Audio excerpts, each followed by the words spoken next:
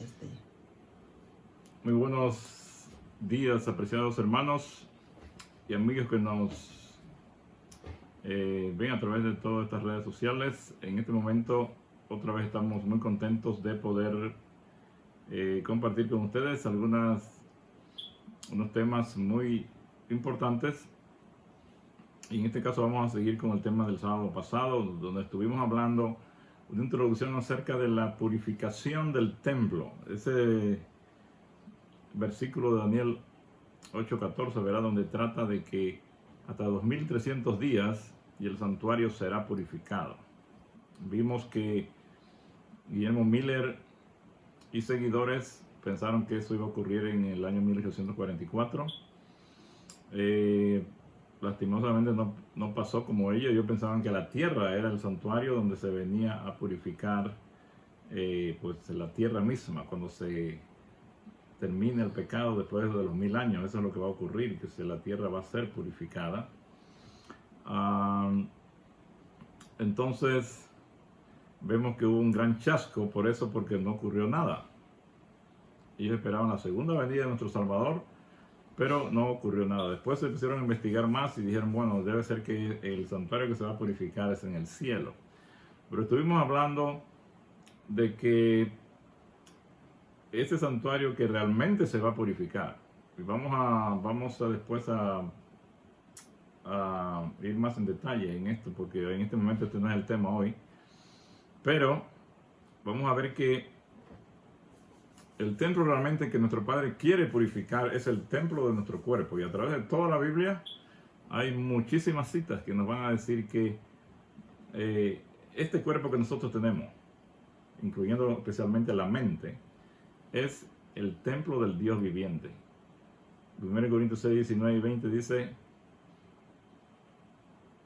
que o no sabéis que vuestro cuerpo es templo del Espíritu Santo, el cual tenéis de Dios, y que no soy vuestro.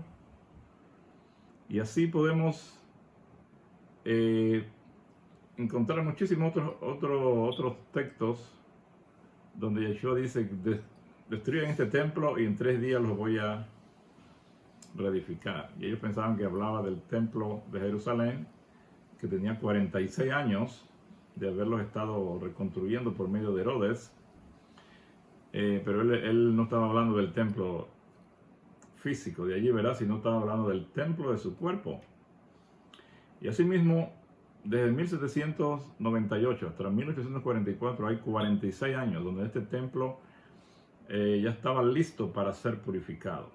Nuestro Padre había dado mucha información, las sociedades bíblicas habían empezado a producir Biblia en todos estos países europeos, Francia, Suiza, Finlandia, Alemania, Inglaterra, y la palabra de Dios estaba ahora disponible para todo el mundo, y era pues el momento apropiado para que las personas conocieran más del Padre Celestial, que pudieran leer la Biblia ellos mismos directo, sin necesidad de ir a una iglesia donde los padres o los sacerdotes eran los únicos que podían leer la Biblia. Entonces el mundo estaba listo para que empezara este proceso de purificación, pero no una purificación en el cielo, porque en el cielo realmente no hay nada que debe ser purificado. En el cielo todo es santo. Ok, entonces cuando nosotros vamos más profundo y vamos a ir viendo eso, vamos a ver que realmente el templo que nuestro Padre quiere purificar es el templo de nuestro cuerpo. Eso es lo que necesita ser purificado. En el cielo, ¿para qué va a purificar algo que no, en el cielo no hay pecado? Así que Él no puede estar purificando algo donde no hay pecado. Ok, entonces lo que vamos a ver hoy es acerca vamos a hablar de estas dos mentes, cómo nosotros, los seres humanos, ¿verdad? Tenemos estas dos mentes. Una es la mente está dividida en dos, ¿verdad? En la parte consciente y la subconsciente. Y vamos a ver cómo podemos nosotros, porque en este proceso de purificación, nosotros tenemos que saber cómo funciona nuestra mente a grandes rasgos, para que podamos tomar ventaja y al mismo tiempo utilizar los medios que nuestro Padre nos ha dado para que le ayudemos en ese proceso de purificación. Porque si Dios quiere purificarlo, pero usted no quiere, obviamente va a ser mucho más difícil y Él no va a obligar a nadie a ser purificado si la persona no quiere. Por eso cuando dice que el juicio va a comenzar por la casa de Dios, obviamente que tiene que comenzar por la casa de Dios, no en el sentido de que si eres miembro de una iglesia ya el juicio va a comenzar contigo y eso, sino, ¿por qué? Porque solo los creyentes que quieren ser purificados, los que están en esta conexión con el Padre, son los que a los cuales Él puede ayudar a purificarse. No podemos esperar que una gente del mundo que no conoce, Dios los va a estar purificando. Entonces por eso el juicio tiene que comenzar por la casa de Dios. Los que están envueltos en este ministerio, o sea, los que son creyentes en Él, los que están deseosos y desean que su espíritu more en ellos. Por eso es que dice que va a empezar por la casa de Dios. Entonces no es como que, bueno, empezó por la iglesia tal, y después va a seguir con los otros que no son de las iglesias. Obviamente que esa es la secuencia. Primero empieza por los que son creyentes. ¿Por qué? Porque los demás no tienen deseos ni saben de estas cosas, pero los creyentes sí. Ellos están en este proceso donde el Espíritu de Dios desea transformarlos, ellos están dispuestos y obviamente que allí es donde el Padre va a actuar. ¿Ok?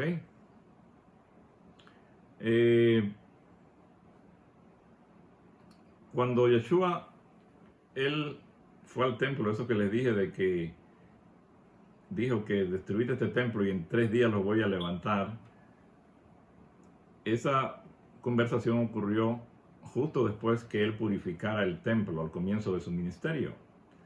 Entonces, de acuerdo a la profecía de Daniel, dice en el Señor de toda la gente que al purificar el templo anunció su misión, como profetizó Daniel, ¿de qué? Terminar con la transgresión, poner fin a los pecados, expiar la iniquidad, traer la justicia eterna. Eso es lo que estaba representando él al purificar el templo aquí en la tierra cuando entró ahí al principio de su ministerio, que entró al templo, ¿verdad? Terminar con la transgresión. ¿Cómo va a terminar con la transgresión? Cuando él logre que sus siervos ya no sigan pecando. Poner fin a los pecados, casualmente, porque si un creyente ya entiende bien y conoce al Padre Celestial, va a dejar que ese espíritu de él trabaje en él y le va a poner fin a los pecados. Por eso la purificación incluye eso, ¿verdad? Lo que Dios nuestro Padre va a hacer en las personas. Va a expiar la iniquidad. Va a quitar la iniquidad. ¿Por qué? Porque las personas que dejan de pecar obviamente ya no siguen mandando pecados al cielo. Sus pecados son eliminados. ¿Por qué? Porque ya él no necesita, ya no sigue en ese proceso de pecar. Y dice traer la justicia eterna. ¿Qué significa traer la justicia eterna? Que cuando Yeshua muere en nuestro corazón, esa es la justicia. Él es la justicia. Yahweh, justicia nuestra. Cuando nosotros recibimos a Yeshua como Salvador y Él mora en nosotros por su Espíritu, allí es donde somos justificados. ¿Por qué? Porque Él es la justicia y por medio de su Espíritu Él mora en nosotros y entonces también nosotros somos justos. Porque si Él es justo y mora dentro de nosotros, nosotros llegamos a ser justos como Él. Entonces todo eso que Yeshua que ejemplificaba esa purificación del templo que Él hizo allí en Jerusalén, realmente está ejemplificando lo que Él va a hacer en cada creyente que desea, que se pone a su disposición, que permite que Él trabaje en él, que Él viva en el creyente, en ese creyente. Así pues, vamos ahora a hablar acerca de cómo podemos nosotros entender esto mejor de este templo. ¿Cuál es el templo realmente que tenemos nosotros? ¿De qué está constituido? ¿Y cómo podemos nosotros, al saber, poner nuestra parte para que Dios haga su obra, que es la más. Nosotros ponemos nada más un 1% posible o menos. Dios pone todo lo demás. Pero nosotros tenemos que cooperar, porque no podemos dejar que Él haga todo, porque Dios no va a hacer algo a la fuerza, algo que la persona no quiere. Ok, entonces vemos aquí que nosotros tenemos, dice, un ser de dos mentes. Y eso es lo que vamos a ver hoy, un ser de dos mentes. Tenemos dos mentes. Vamos a analizar esas dos mentes, que es el consciente y el subconsciente, y cómo estas dos partes de la mente, ¿verdad?, funcionan, y cómo nosotros podemos, ya entendiendo eso, podemos usarla para nuestro beneficio. Pero esta es la primera parte, esto va a seguir avanzando, entonces vamos a ir conociendo más de este aspecto de cómo funciona este santuario, que es la mente. Y entonces, si la mente está compuesta de estas dos partes, si sabemos nosotros cómo funcionan, entonces nosotros vamos a ver cómo poder, qué podemos hacer, cómo podemos usar nuestra fuerza de voluntad para hacer ciertas cosas. Y obviamente que el Padre Celestial va a ser la mayor cantidad, porque sin Él obviamente nada es posible. Nosotros solo podríamos hacer lo que está a nuestro alcance, lo que humanamente podríamos. Pero nuestro Padre Celestial es el que hace el milagro realmente. Nosotros solo permitimos, y si sabemos cómo funcionan estas cosas, vamos a hacer que sea más rápido este proceso de limpieza, de purificación. Así pues, hablando entonces de un ser de dos mentes, podemos usar nuestras mentes para pensar porque tenemos un cerebro. El cerebro es la parte física, y vamos a comparar esto como con una computadora. Ustedes ven la computadora ustedes ven esta computadora, ya tiene el case, o sea, la parte de afuera, la parte dura, las teclas, todo lo que usted ve, la pantalla. Eso es lo que vemos, pero también tiene allá adentro un cerebro, tiene un software, que es todas las instrucciones, el sistema operativo. Son las instrucciones de software que están así codificadas para que la computadora pueda funcionar. Si nosotros le quitamos ese sistema operativo, esta computadora pues obviamente ya no sirve para nada, ¿no? Así entonces vamos a entender con la mente cómo es que funciona. Obviamente no somos unos expertos aquí en esto de mentes, y no soy psicólogo, ni psiquiatra, ni neurólogo, ¿verdad? Pero estos principios son básicos y claros, y cuando los entendemos vamos a poder usar más eficientemente estos métodos, estos sistemas que Dios nos ha dado, y cómo funciona nuestra mente. Por eso la Biblia también, ella nos ayuda, y tiene muchos textos que vamos a estar leyendo. Entonces, podemos ver aquí entonces, en Eclesiastés 9:5, dice: porque los vivos saben que han de morir, pero los muertos nada saben, ni tienen más paga, porque su memoria es puesta en olvido. ¿Ok? Entonces, cuando se muere la persona, solo queda el hardware, o sea, la parte externa. Ya el software que está dentro se desaparece, que es el espíritu. Y de una vez ya me perecen los pensamientos, ya no hay más nada que hacer. La persona solo está allí, es como una computadora que le han sacado el disco duro, y ahí está, que no sirve para nada, solo posible para ponerle algo encima, o para ya quemarla, o para apartarla, porque así no va a servir para nada. Entonces, dice en Eclesiastés 9:5: porque los que viven saben que han de morir, pero los muertos nada saben. ¿Por qué? Porque se ha desligado, el espíritu se ha salido, solo queda el cascarón. Ese cascarón sin el espíritu obviamente no sirve para nada, no piensa, no hace nada, ¿no? Pero para poder funcionar, ese espíritu, él necesita un hardware, y ese fue el cuerpo que nuestro Padre diseñó de Adán y Eva. Lo hizo con barro, ¿verdad? Y después le sopló. Ese soplo es la vida. Pero ese soplo necesita un cuerpo. Él no puede andar por allí solo, esa vida sola por allí. O sea, necesita un cuerpo que es el hardware. Así que si nosotros vemos la computadora, pues ahí vamos a ver que ella está compuesta de la parte del caparazón. Tiene un disco duro adentro donde está toda la información codificada de programas de software que son los que hacen posible que ella trabaje y nos ayude en las tareas que tenemos que hacer.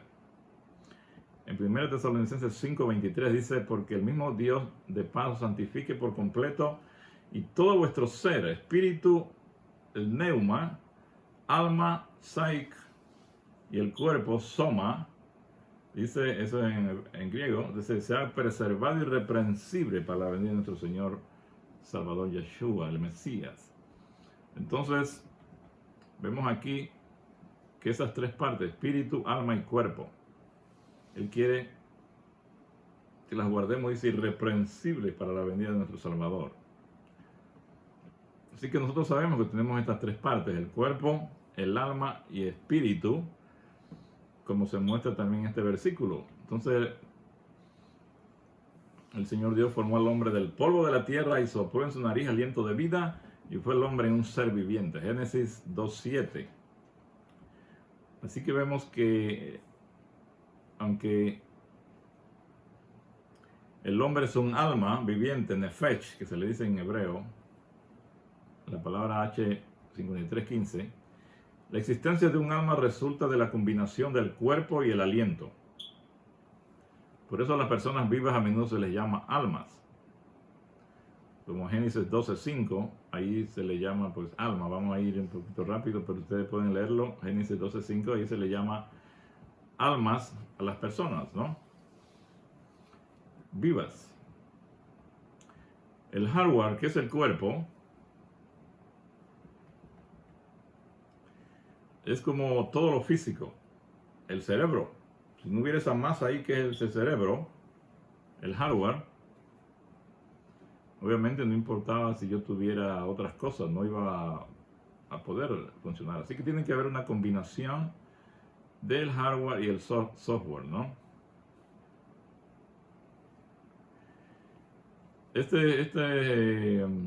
La estructura y función de nuestro cerebro, el hardware, está determinado genéticamente, ¿verdad? Depende de nuestros padres, de la herencia. Nuestras mentes y pensamientos, sentimientos y carácter está determinado más que nada en gran medida por nuestro entorno, por las influencias que llegan a través de nuestros sentidos, las decisiones que tomamos y por supuesto la condición física del propio cerebro. Si usted tiene un cerebro bien despierto, verá que la sangre está limpia y usted come saludablemente para mantenerse ese cerebro adecuadamente funcionando, entonces obviamente que usted va a tener un mejor cerebro que otra persona que no lo cuida. Así que cualquier defecto que tenga este cerebro en la parte física también afectará sin duda el funcionamiento, como sucede con una computadora, ¿no? Si usted empieza a maltratar la computadora, le pega aquí, allá y allá, de repente ya va a quedar que no funciona, aunque en la parte de adentro usted no se la estaba golpeando directamente. Al golpearla de afuera, pues eso afecta también la parte de adentro del software, porque se puede destrabar el disco duro, o ese movimiento brusco también lo puede dañar, ¿no? Así que si nosotros queremos tener éxito en la purificación del santuario de nuestra mente y corazón, ¿verdad? Debemos tener una idea de cómo funciona y cómo mantenerlo funcionando correctamente. ¿Sí? Entonces ahí entra la parte de la salud física, y por eso debemos seguir las leyes de la salud para que podamos tener nuestros órganos en la mejor forma posible, funcionando correctamente, dándole todos los nutrientes que necesita, porque si usted no le da los nutrientes, no va a importar si usted es vegetariano, vegano o no, no va a funcionar bien. Lo que ellos necesitan es que usted le dé los nutrientes: magnesio, zinc, vitaminas, enzimas, proteínas. Si usted no le da eso, no importa qué usted diga que usted es, si es vegetariano, vegano, comedor de carne, o sea, no importa. Eso no va a determinar la salud. Usted tiene que darle al cuerpo los nutrientes que él necesita. En Jeremías 17:10 dice, yo, el Señor, escudriño el corazón, pruebo los riñones para dar a cada uno según su camino y según el fruto de sus obras. Jeremías 7:10. Ahí se considera los riñones, ¿verdad? Antes se consideraba a los riñones como el hombre interior. Era como, ellos pensaban que ahí se encontraban las emociones humanas. Por eso cuando escribe Jeremías, él menciona eso. En algunas versiones dice como riñones, ¿no? En otras no lo mencionan, pero en el original usted va a ver que sí está eso de los riñones. Porque antiguamente se consideraba que los riñones, el hombre interior, ellos lo consideraban como el hombre interior, era el lugar donde se encontraban las emociones humanas. Imagínense, ellos creían eso antes de que la ciencia pues avanzara y se dieran cuenta que no era así. Entonces el cerebro humano es lo más complejo que conocemos. Imagínense, para dar algunos datos aquí para que ustedes vean cómo es el cerebro humano. Dice que hay entre 85 y 120 billones de neuronas. Billones de neuronas. Se estima que hay entre 100 trillones a un cuatrillón de conexiones entre ellas. O sea, están las neuronas, pero las conexiones entre ellas, la forma como ellas se conectan, hay de 100 trillones a un cuatrillón. Imagínense, de conexiones. Y algo muy sorprendente, el cerebro humano realiza 10 cuatrillones de operaciones por segundo. Imagínense por eso es que dice que el cerebro humano es tan sofisticado que es difícil que una computadora lo pueda imitar. Obviamente que las computadoras hacen algunas funciones, otras funciones que el cerebro humano pues no es bueno, como la memoria, por ejemplo. Pero si usted se pone a analizar las funciones que hace el cerebro, tantas cosas que tienen que hacer, son 10 cuatrillones de operaciones por segundo. Entonces el cerebro constituye el 2% del peso corporal, pero usa el 20% de su energía. Ok, entonces pesa 2% del cuerpo corporal, pero hace o utiliza el 20% de la energía. Para comprender la función del cerebro, cómo se ensucia y cómo funciona el proceso de limpieza, es necesario o es fundamental reconocer la principal división del cerebro en mente consciente y mente subconsciente. Así que vamos, para poder entender cómo el cerebro se ensucia, cómo llega a malograrse, ¿verdad? Y cómo podemos limpiarlo, ese proceso de limpieza, es necesario que nosotros podamos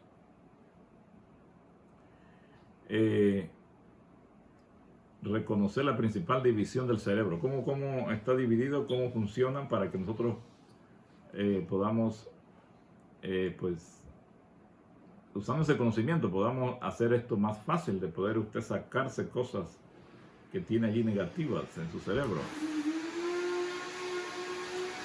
Ok, entonces la Biblia usa la palabra mente para referirse a los pensamientos conscientes.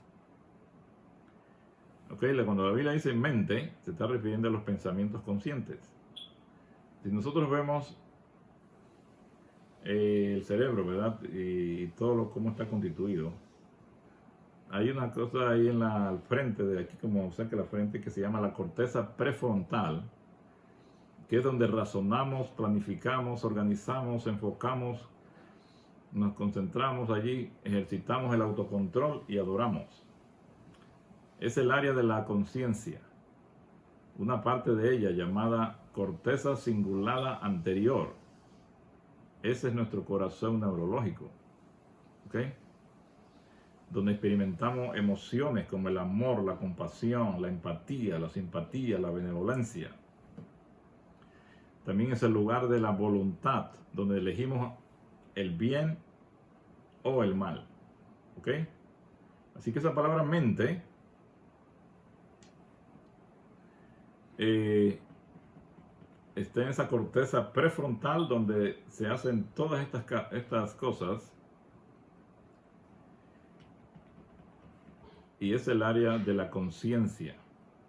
En Proverbios 23:7 dice, porque cuál es el pensamiento en su corazón, tal es él. Come y bebe, te dice, pero su corazón no está contigo. En Proverbios 23:7 dice, o sea, como un hombre piensa en su corazón, así es él. Esa cosa que hay allí, ese corazón, lo que está refiriendo es a la corteza cingulada anterior. Que todo esto forma parte de la mente consciente. ¿Okay? Entonces, la mente ahí entonces está dividida en dos partes, la consciente y la subconsciente.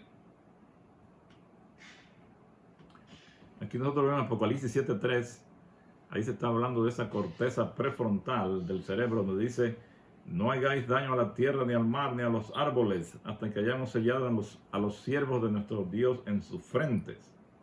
¿Okay? No es que van a venir realmente a ponerle un sello en la frente. Bueno, pues podrían ponerle algo físico, pero realmente eso no es lo que realmente Dios va a hacer en los siervos de Él. Eso se refiere a un sello en la parte exterior de la frente. No se refiere a eso, a un sello aquí en la parte exterior de la frente, sino a algo que sucede en la mente consciente de los siervos de Dios, algo en su pensamiento. Ellos van a tener una mente renovada,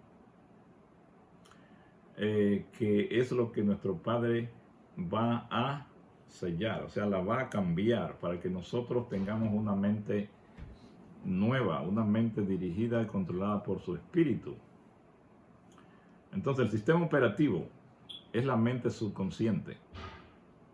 Vamos a hacer un análisis entre la computadora, el sistema operativo. Tú sabes, el sistema operativo son codificaciones de software que son las que ellas controlan todo lo que la computadora hace que aparente en la pantalla, que usted vea todo lo que usted está viendo ahí. Es porque al momento de usted apretar una tecla, este sistema operativo pues la traduce y la pone allí.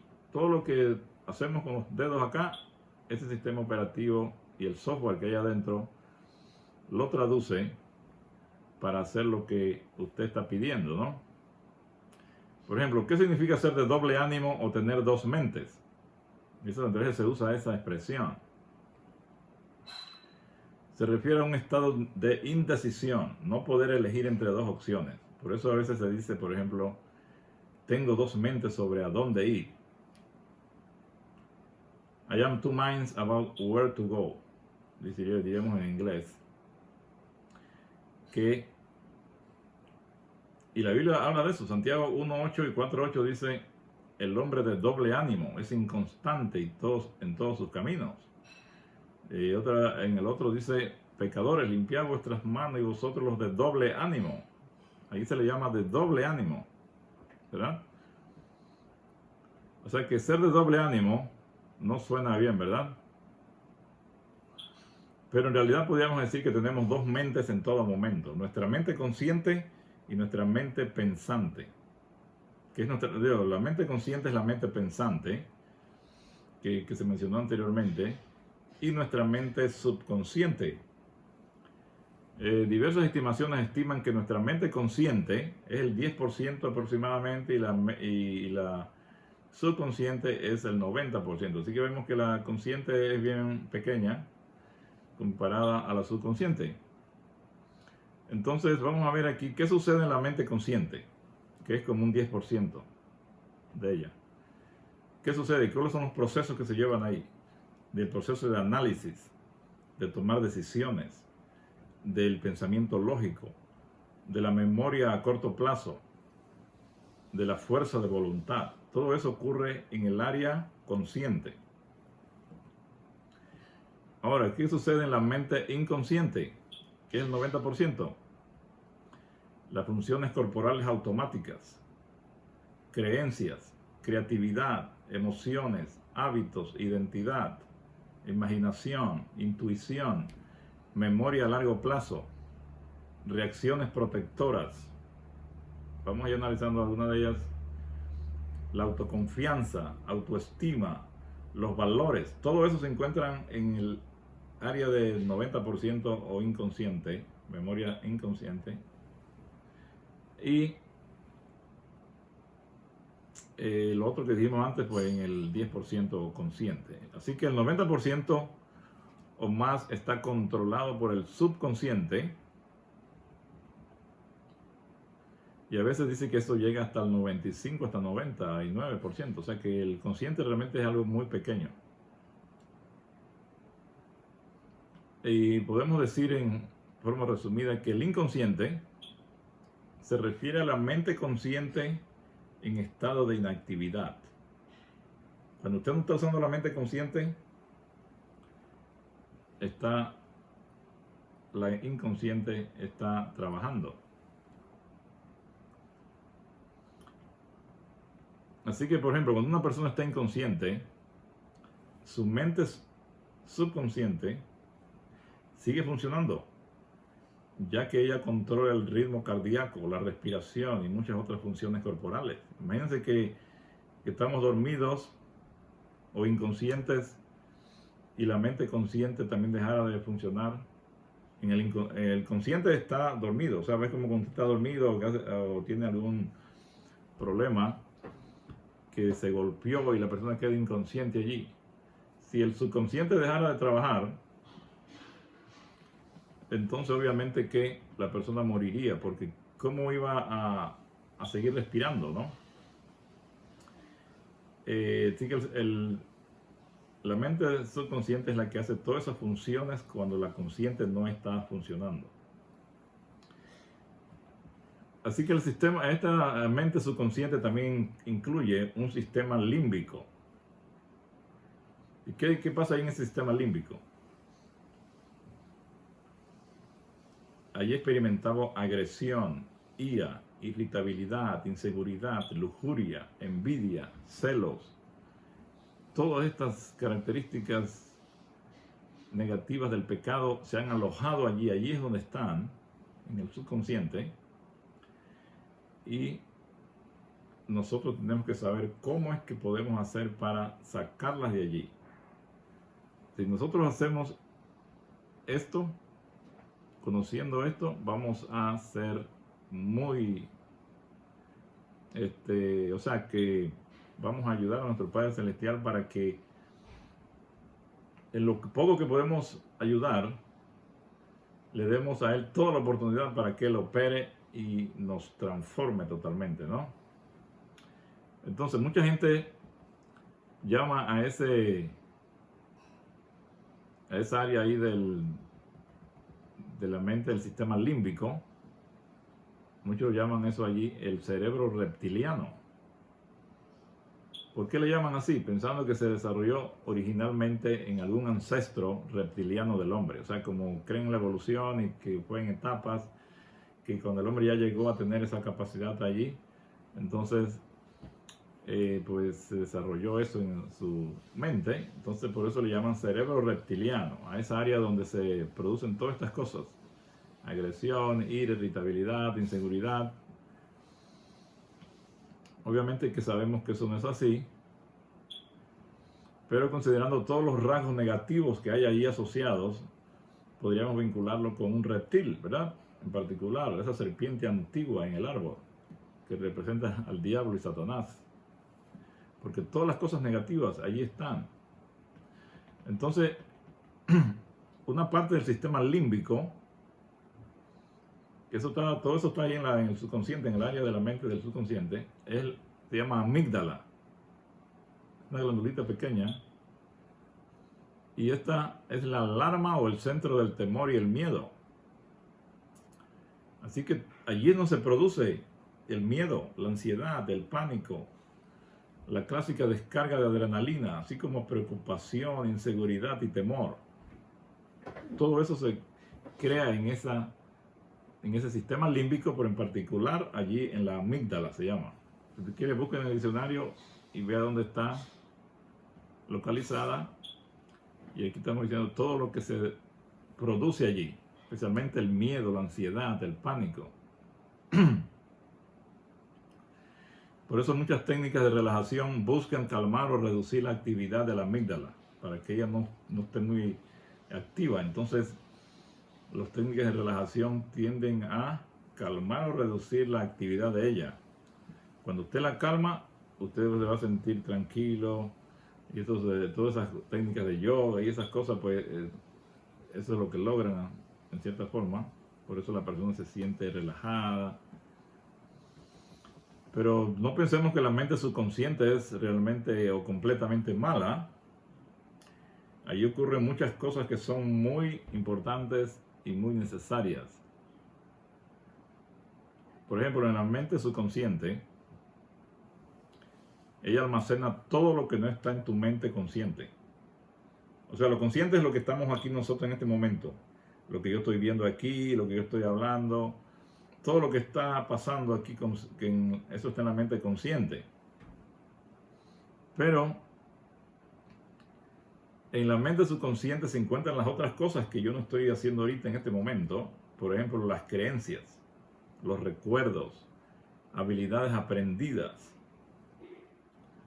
Y ustedes van a ver lo importante que es este sistema subconsciente, porque si no tuviéramos eso, apenas nos desconectáramos de la realidad, de una vez el cuerpo nos moriríamos, porque ¿quién va a seguir respirando por uno? ¿Cómo va a saber el cuerpo que necesita seguir respirando para que no te mueras? Todo eso lo hace la parte subconsciente. Así que solo piensa en el presente, ¿no? Ella no distingue entre pasado, presente y futuro. Estamos hablando de la parte de la mente subconsciente, que ahí es donde están todo lo que tiene que ver con las creencias, recuerdos, habilidades aprendidas.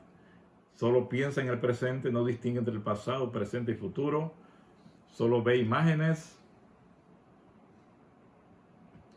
No distingue entre lo real y lo imaginario. Y acepta cualquier cosa, tenga sentido o no.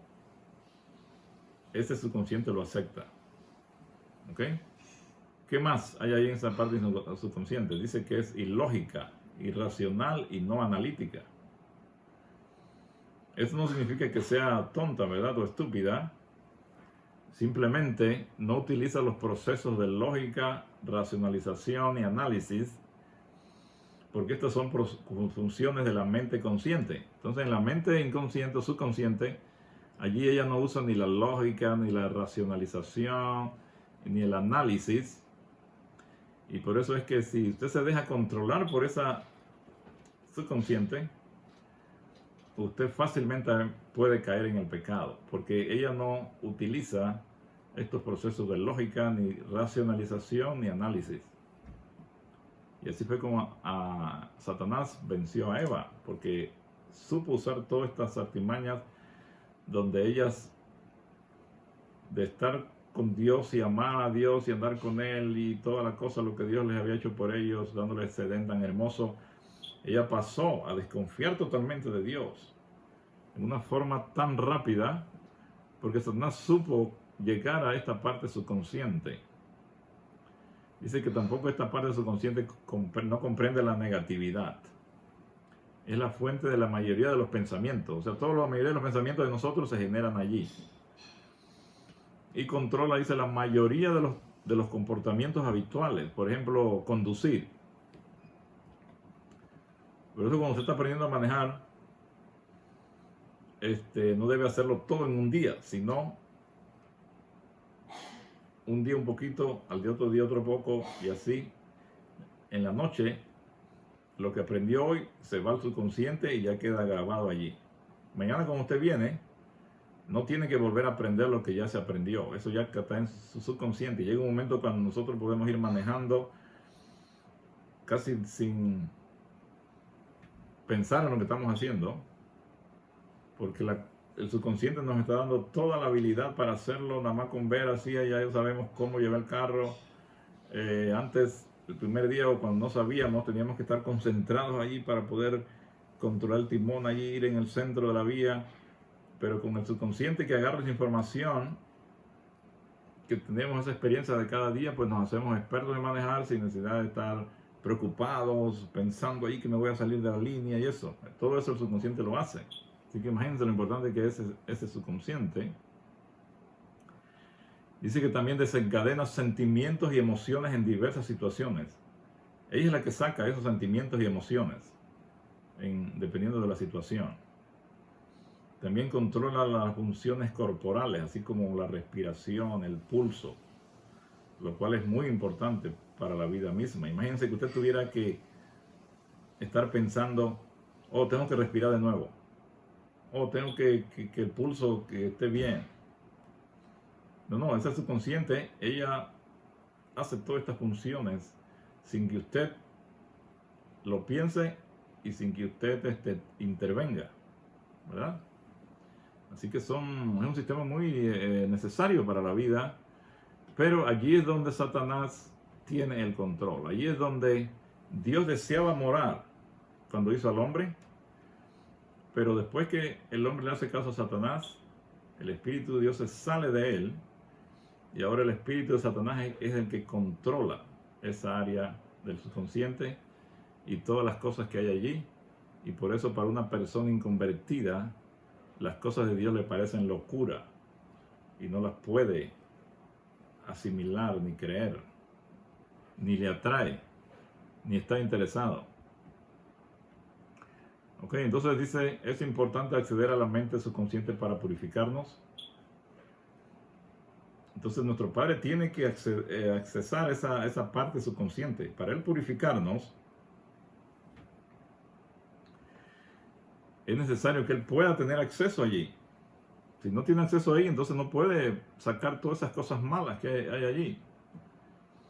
Miren lo que dice aquí en un website, está hablando de esto que la mente hace y dice: tu mente subconsciente es mucho más poderosa que tu mente consciente. Al aprender a entrenar y usar tu mente subconsciente, podrías controlar tu comportamiento, romper malos hábitos, deshacerte de emociones indeseadas y corregir tu sistema de creencias.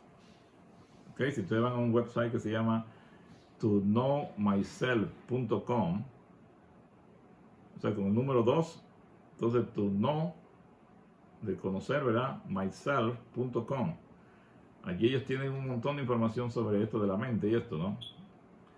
Pero lo que ellos dicen, tiene sentido, es que esta mente subconsciente es mucho más poderosa que tu mente consciente y que nosotros aprendemos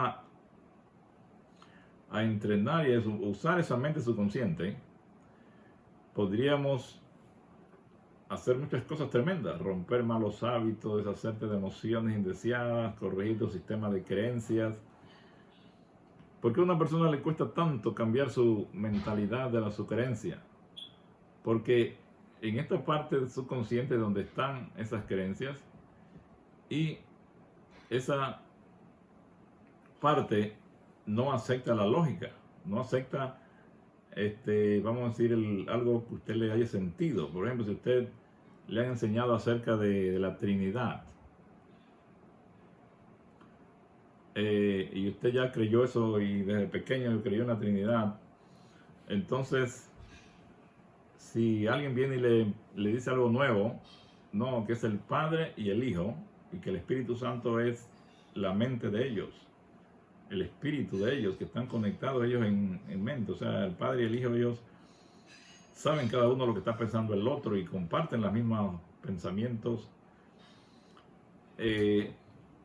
Esto es algo nuevo para alguien que cree que la Trinidad, que son tres seres en el cielo, el Padre y el Espíritu Santo, que los tres son uno, que uno en tres y tres en uno. Con esas ideas, para cambiárselas y creer que lo que la Biblia dice, que en 1 Corintios 8, 5 y 6, que hay un solo Dios, que es el Padre, que Yeshua dice en Juan 17, 3, que la vida eterna consiste en conocer al único Dios verdadero, conocerte a ti, que es el único Dios verdadero. Está hablando del Padre.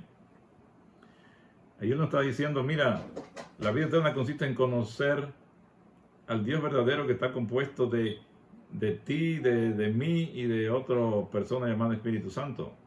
Él allí claramente está diciendo, la vida eterna consiste en conocerte a ti. Él está diciendo, hablando al Padre, Y le está diciendo, conocerte a ti el único Dios verdadero y a su Hijo a quien has enviado.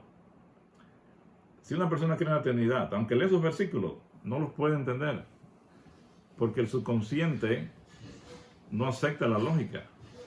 Alguien que se quitara ese subconsciente, su creencia que tiene, y si pudiera ver la lógica, vería que eso de 3 en 1 y 1 en 3, eso es algo matemáticamente, lógicamente, y de como usted lo vea, es algo sin sentido. Que usted diga que 3 cosas son 1 y 1 son 3. ¿Verdad? Es como usted dijera matemáticamente, 3 es igual a 1 o 1 es igual a 3. No tiene sentido, ¿no? Pero como está en el subconsciente, usted no puede usar la lógica para cambiarlo. ¿Ok?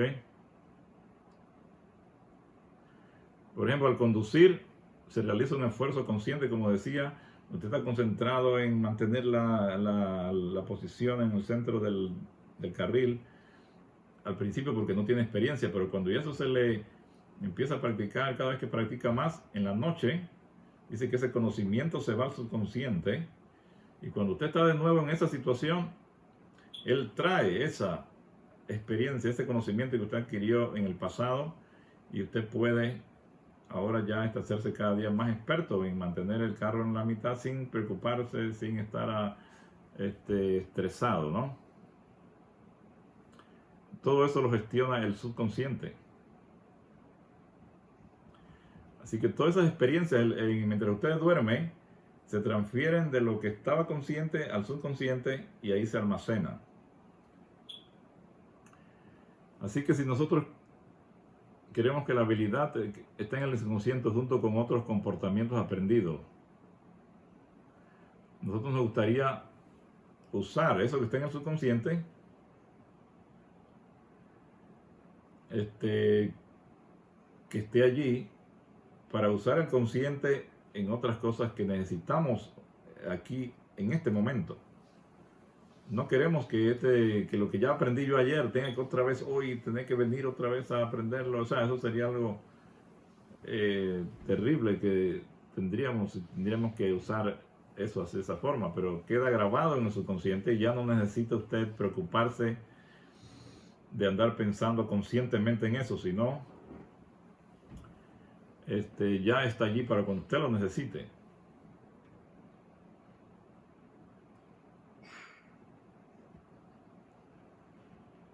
Por ejemplo, debemos conocer cómo se percibe el entorno,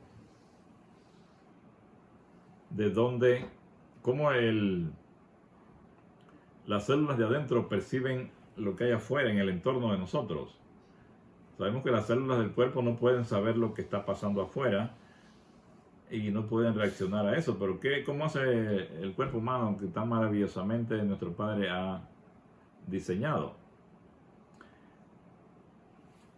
¿Qué sucede, por ejemplo, si usted va en un campo y de repente con el rabillo del ojo ve a una hierba, entre la hierba, ve algo así como largo, que fino, que parece como una culebra, ¿no? Entonces usted, el cerebro, de lo ve así de reojo, piensa que de repente es no una culebra o una víbora, pues, venenosa. ¿Y qué sucede?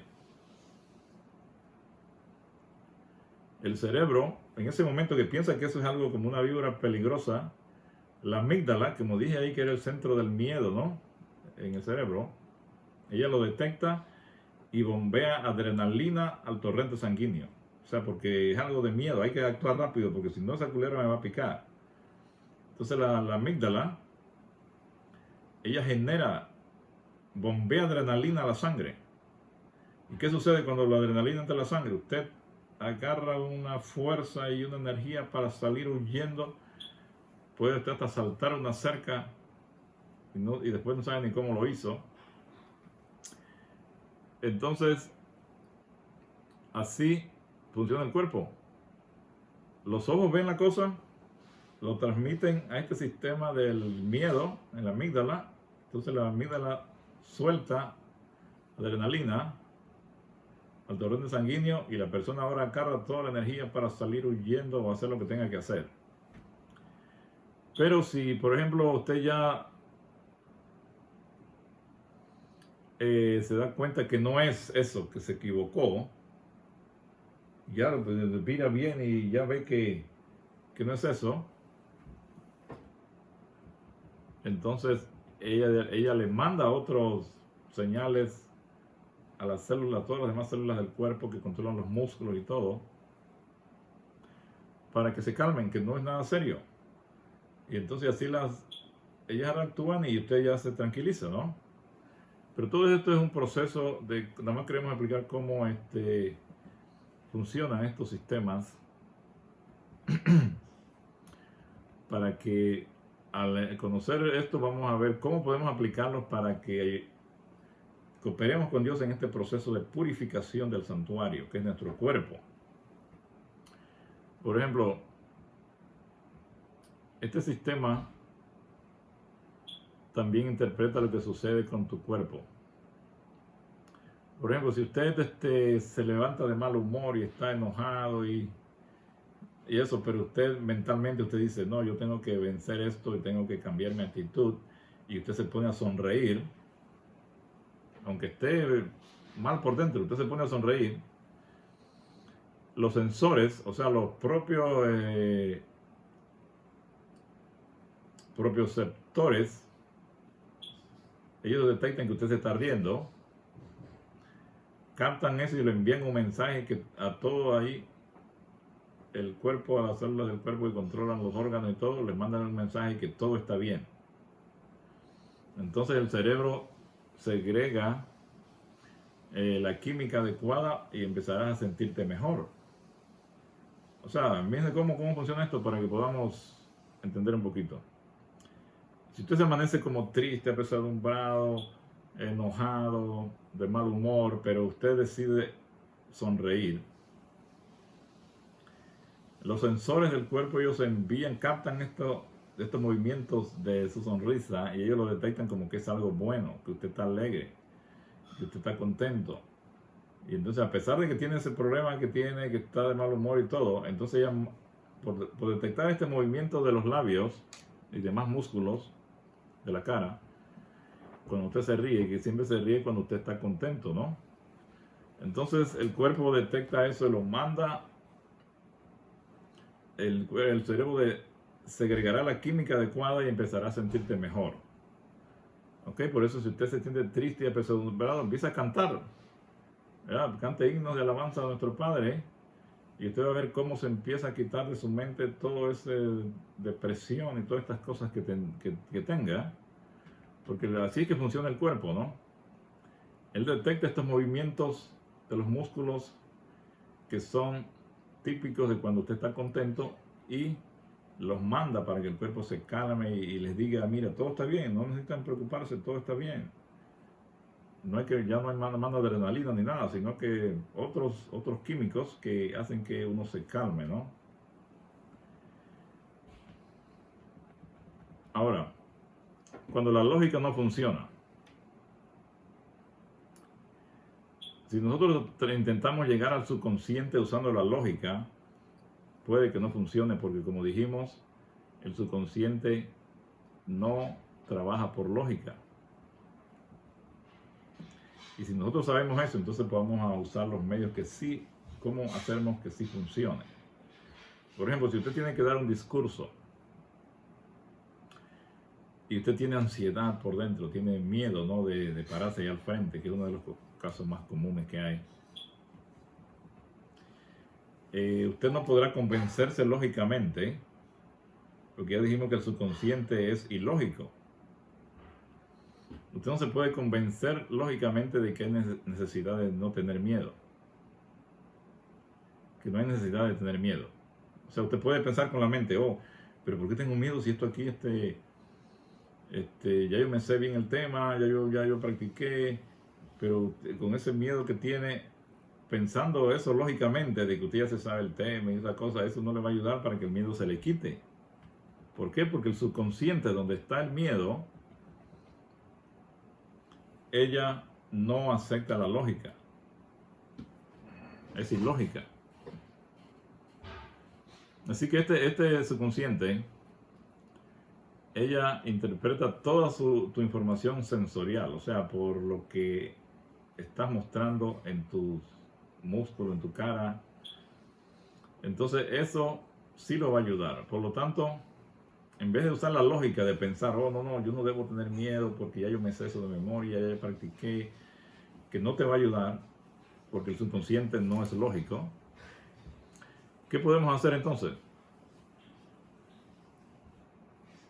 Si la persona se pone a respirar controladamente, por ejemplo, hay métodos de relajación que usted respira, mantiene el aire unos 3 segundos, respira como por 5 segundos, se llena aquí el diafragma de aire, los pulmones, lo mantiene allá luego 3 segundos y otra vez lo saca lentamente. Ese proceso rápido empieza a relajarlo, porque está llegando al subconsciente de esta forma, por los músculos que está utilizando, que ellos le mandan un mensaje distinto al que usted está teniendo en ese momento, y entonces usted se empieza a relajar. Por eso lo más efectivo es, si usted tiene miedo de algo, párese, póngase a respirar profundamente, se puede reír o hacer como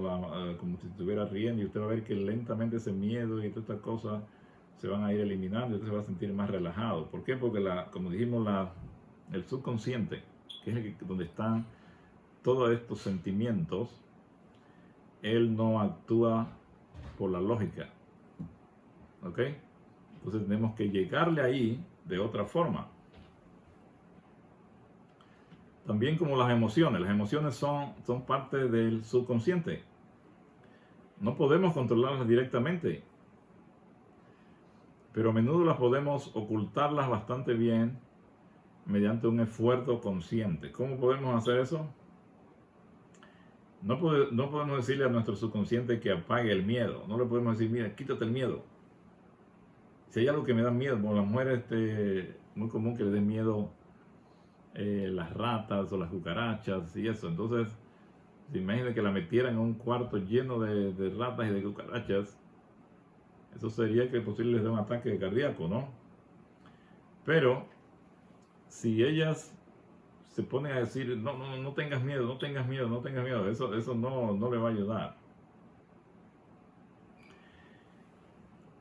Tienen que hacer algo físico que les traiga paz y tranquilidad. O sea, que se pongan a posible a orar a Dios, se pongan a meditar en lo que Dios ha hecho por ellos, si tenemos algún momento de miedo, de temor. Y entonces, ¿qué dice la Biblia? En el amor no hay temor, sino que el perfecto amor echa fuera el temor. Entonces, ¿cómo podemos nosotros realmente? Hay personas que tienen miedo de la vida, de todo lo que hay, así les da miedo, la inseguridad y las cosas que les pase algo, son muy miedosos, ¿no? ¿Cómo ellos pueden quitar ese miedo? No es diciéndole al subconsciente, mira, no tengas miedo, no debes por qué tener miedo.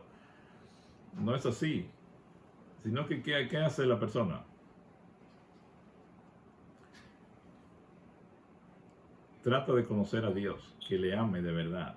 Cuando usted llega a conocer a Dios y usted lo ama de verdad, todo el temor que usted tenga se le va a quitar.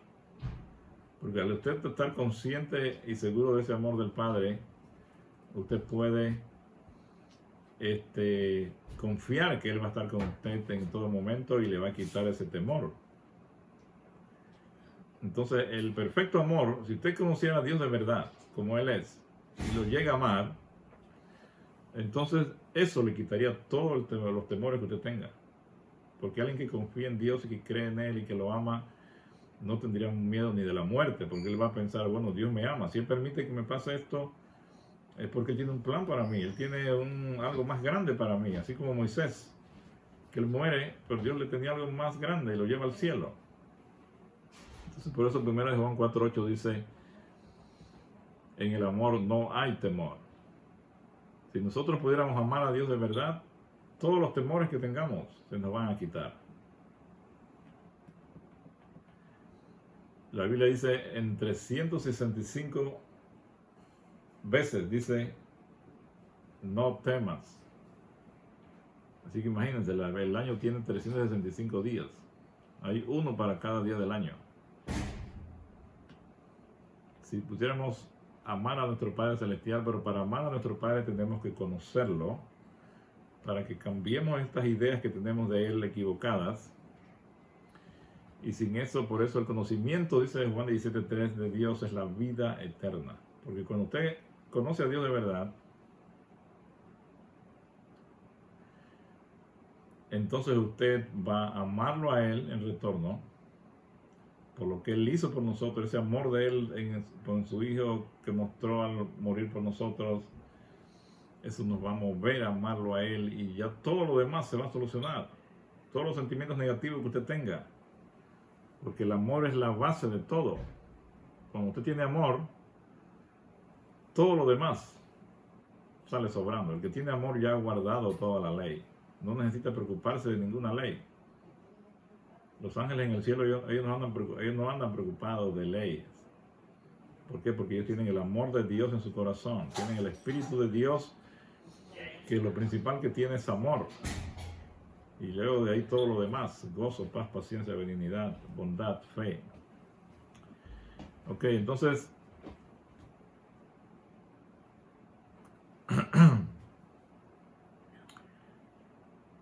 sin embargo, dice, Dios usa solo el amor para inducirnos a amarlo a Él y obedecerlo. Dios nos llama a obedecerlo y obedecerlo para que nos vaya bien. Ese es el único temor que Él quiere que experimentemos, ¿no? No es un temor de Dios de tenerle miedo, sino un temor que más que nada es como de reverencia, de amor a Él por lo que Él ha hecho por nosotros, y que al tener ese amor vamos a evitar hacer algo que le cause dolor o sufrimiento, ¿no?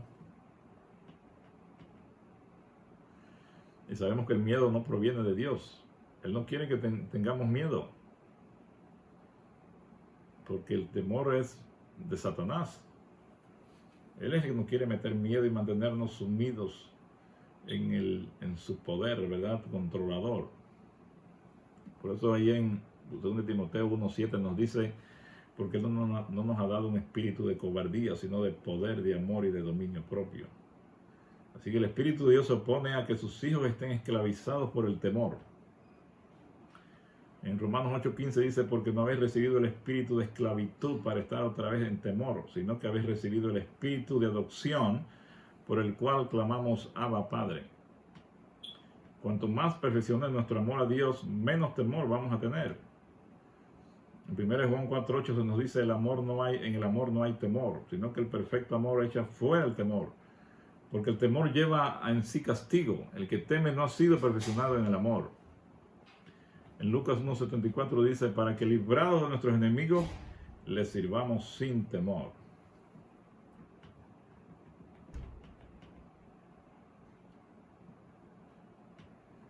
Así que incluso los pecadores, ellos no deben temer a Dios. En el diccionario Webster mencionado anteriormente habla del castigo merecido.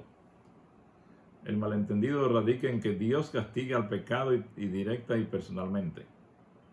Entonces, cuando nosotros no conocemos a Dios y creemos que Él va a castigar a los pecadores Él mismo, porque si no hacemos lo que Él dice, que nos ama tanto y que ha hecho tanto por nosotros y nos cuida y nos protege y mandó a su Hijo a morir por nosotros, pero si nosotros no aceptamos ese evangelio y no lo aceptamos a Él y no lo obedecemos, entonces al final Él nos va a destruir en un lago de fuego. Eso totalmente es contradictorio y no tiene ninguna lógica ni verdad. Porque Dios, un Dios de amor y misericordia, no se mancharía las manos en destruir a sus hijos, a los cuales le ha dado el libre albedrío para que escojan. Si usted le da a una persona el libre albedrío de que escoja, mira, yo te doy a ti 2 caminos, toma este camino o toma este, y la persona escoge el camino que usted no quiere, y usted entonces lo castiga totalmente y lo destruye, ¿qué clase de persona es usted? Usted le está dando la opción de que escoja, y si escoge mal lo que usted no quiere, entonces eso solamente lo hacen los dictadores, los tiranos de la tierra. Y si usted cree que Dios hace eso, entonces está totalmente equivocado con respecto al carácter de nuestro Padre. Dios se esfuerza por proteger a todos, de Satanás y el destructor, pero no impone su protección ni su presencia donde no se desea. Si usted sigue separado de él y no quiere saber de él, obviamente Dios no puede ir en contra de su voluntad y tiene que dejarlo a la merced del enemigo, que solo es cosa de tiempo para que lo destruya. Y al final todos van a morir por los pecados que han cometido, de los cuales no se arrepintieron, para quitarse ese peso que causa el pecado y la mentalidad del pecado, que nos dice que merecemos la muerte. Todos los impíos y Satanás van a morir, porque ellos mismos se van a dar ese juicio de que ellos merecen la muerte. El mismo pecado que está en ellos les va a decir: tú no mereces la vida, tú mereces la muerte. Porque Satanás, esa es la filosofía de Satanás, que todo el que peca va a morir, que Dios no puede perdonar al pecador, si no sería un Dios de amor y justicia. Ok, hermanos, entonces vamos a terminar aquí. Vemos lo importante del consciente y subconsciente. Vamos a seguir hablando de cómo usted puede ayudarse para que en este subconsciente, donde están todas estas cosas negativas que Satanás ha metido allí, podamos nosotros meter lo positivo y desterrarnos de todo eso. Obviamente que el Padre Celestial va a obrar en nosotros por medio de su Espíritu para sacar todo eso y poner su Espíritu allí que produzca en nosotros ese fruto maravilloso del Espíritu. Que nuestro Padre los bendiga, y aquí pues continuamos la próxima semana.